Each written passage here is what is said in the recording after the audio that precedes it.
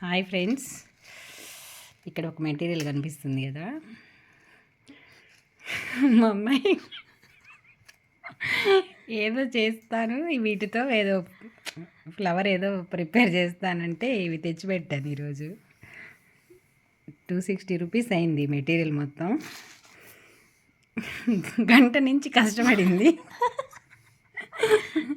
ఒకసారి చూడండి.